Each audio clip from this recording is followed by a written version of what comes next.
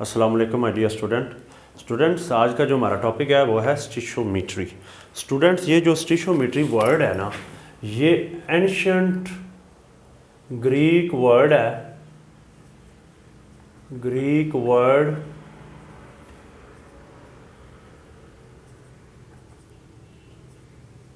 स्टिशियन, जिसका मतलब है एलिमेंट, और एक वर्ड है हमारे पास मीट्री, जिसका मीनिंग है जी मेजरमेंट। इस चीज़ को हम डिटेल से डिस्कस करेंगे, यानी कि स्टिशियन मीन एलिमेंट, मीट्री मीन मेजरमेंट। एक केमिकल इक्वेशन होगी, एक केमिकल रिएक्शन होगा, उसमें हमने एलिमेंट्स की अमाउंट की मेजरमेंट करनी है। उससे रिलेटेड आज का हमारा टॉपिक है। स्टूडेंट्स, ये फ़र्ज़ करें हमारे पास A + B है, ये दोनों मिलते हैं तो C + D बन जाता है।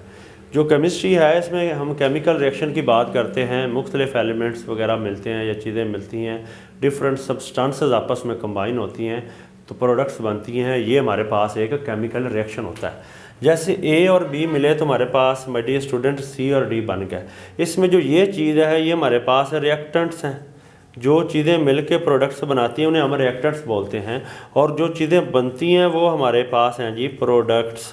यानी कि जो चीज़ें कंबाइन होती हैं वो रिएक्टेंट्स हैं, और जो मिलने के बाद नई चीज़ें बन जाती हैं वो है प्रोडक्ट। जैसे हाइड्रोजन और ऑक्सीजन मिलके हम कहते हैं वाटर बनता है, तो हाइड्रोजन और ऑक्सीजन रिएक्टेंट्स कहलाएंगे, और जो चीज़ बन जाती है वो प्रोडक्ट्स बन जाती है। और ये जो एक तीर का निशान से हम ज़ार करते हैं, एरो हेड से शो करते हैं, ये एक केमिकल रिएक्शन को शो करता है। यानी कि जो चीज़ें मिलती हैं वो रिएक्टेंट्स हैं, जो बनती हैं वो प्रोडक्ट्स हैं। मिलने वाले रिएक्टेंट्स हैं, बनने वाले प्रोडक्ट्स हैं, और जो प्रोसेस होता है जिसके ज़रिए वो एक प्रोडक्ट्स में कन्वर्ट होते हैं रिएक्टेंट्स, उसे हम केमिकल रिएक्शन कहते हैं। मिलने वाले रिएक्टेंट्स हैं, बनने वाले प्रोडक्ट्स हैं, और होने वाला जो है वो केमिकल रिएक्शन है।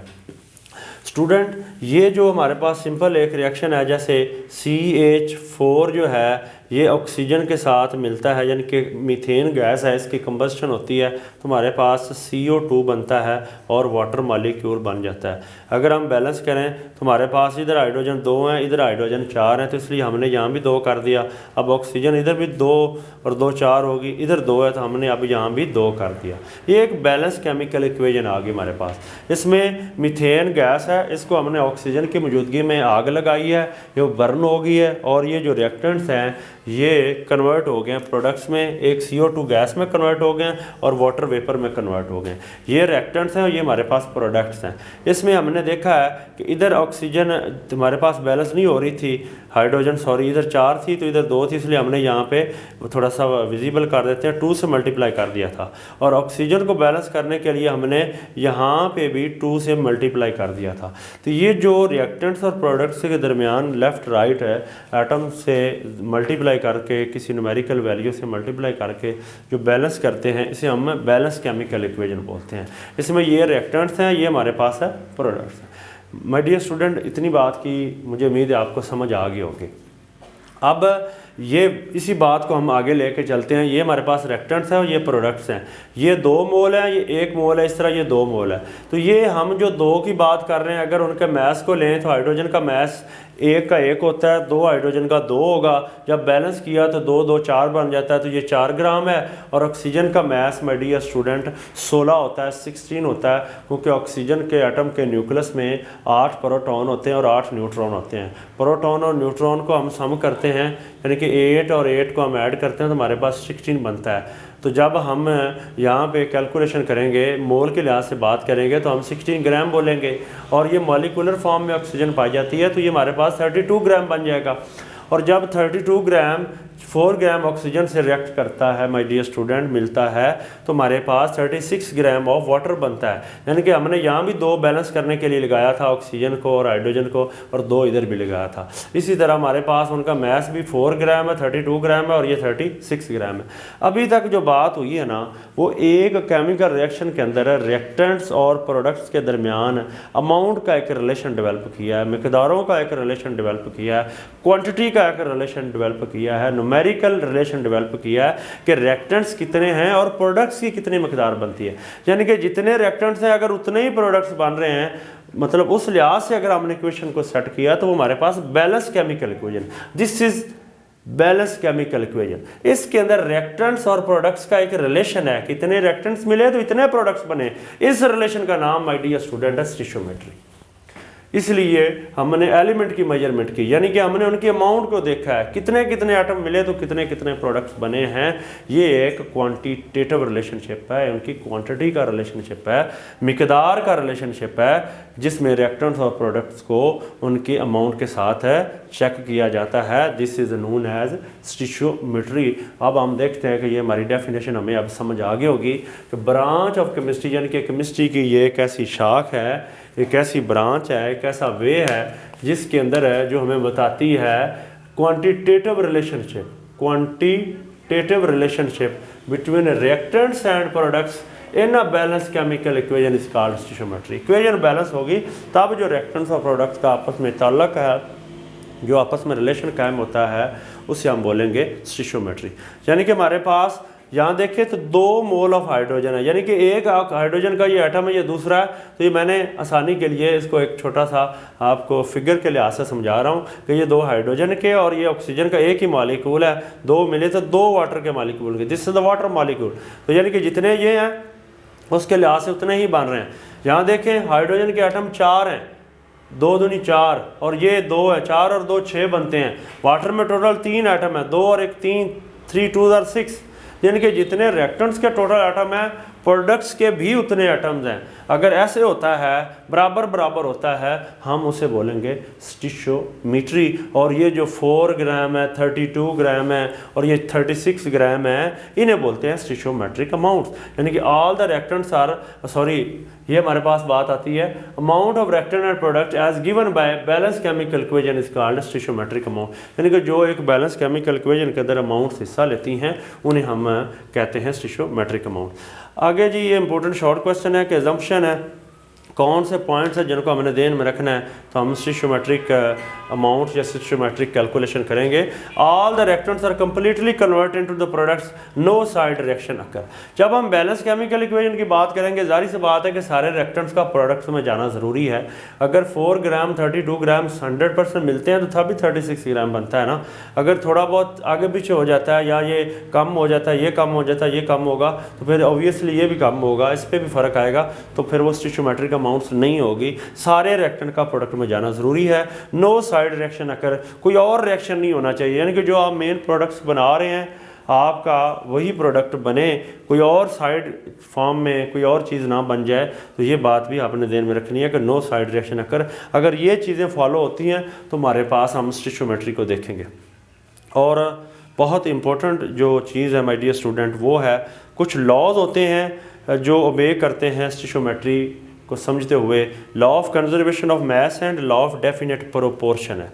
Law of conservation of mass and my dear student law of definite proportion. जब भी स्टिशियोमेट्रिक कैलकुलेशन करनी है, जब भी एक बैलेंस केमिकल इक्वेशन के अंदर रिएक्टेंट्स और प्रोडक्ट्स के अमाउंट को देखना है, तो इन 2 बातों का ख्याल रखना बहुत ज़रूरी है।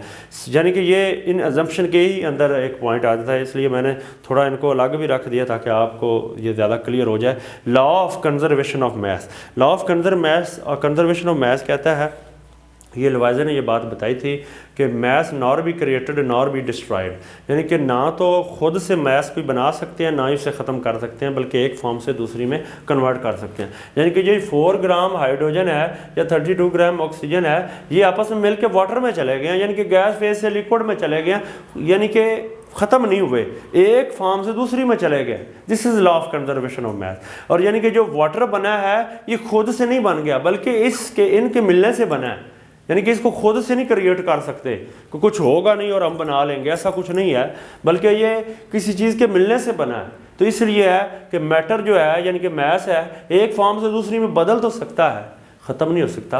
अगर ये बात ना फॉलो करते तो इसका मतलब है यहाँ पे थोड़ा डिस्ट्रॉय हो जाता या ये इसमें एक्सेस में आ जाता, तो फिर तो स्टिशियोमेट्रिक अमाउंट्स नहीं होनी थी। यानी कि जितने मिले उतने ही बने हैं, ना तो ये ख़त्म हुआ है और ना ही कोई नया आया है, जो था वही है, क्वांटिटी वही है, मैस वही है। This is law of conservation of mass. And other one is law of definite proportion. Law of definite proportion क्या है? हमारे पास माय डियर स्टूडेंट CO2 के डिफरेंट हम सैंपल लेते हैं, ये हम कहते हैं 1 ग्राम हमने ले लिया, ये हम कहते हैं 10 ग्राम ले लिया, ये हमारे पास 100 ग्राम में फ़र्ज किया। अब जहाँ भी आप देखेंगे ना तो इसमें कार्बन ऑक्सीजन रेशो जो है वो 2:1 है।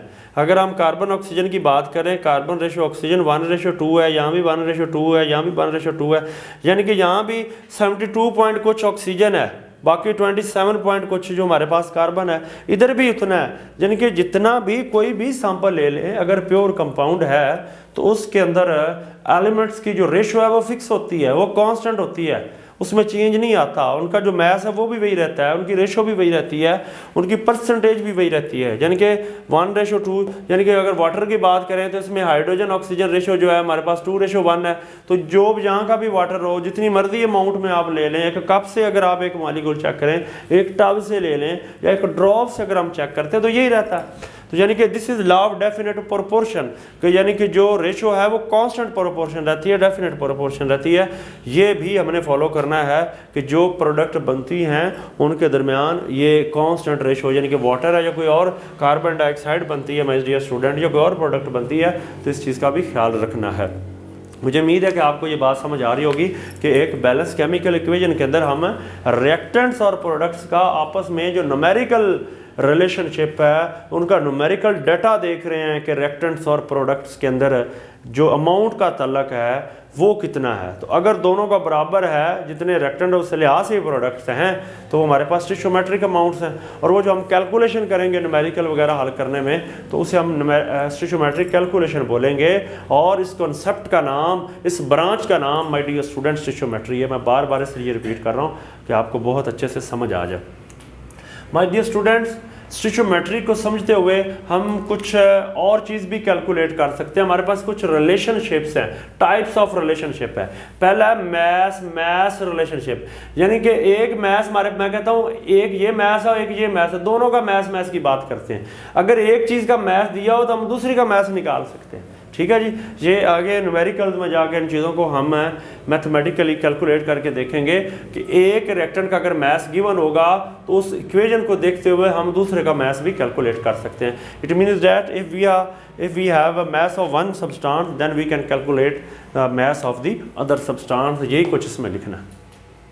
मैस मोल रिलेशनशिप, ये हमारे पास एक रिएक्शन है, पोटेशियम हाइड्रोक्साइड सल्फ्यूरिक एसिड से मिलता है माय डियर स्टूडेंट। ये जब हम ये एक्सेस में लेते हैं, फर्ज कि हम 14 ग्राम KOH ले रहे हैं, potassium hydroxide is the base.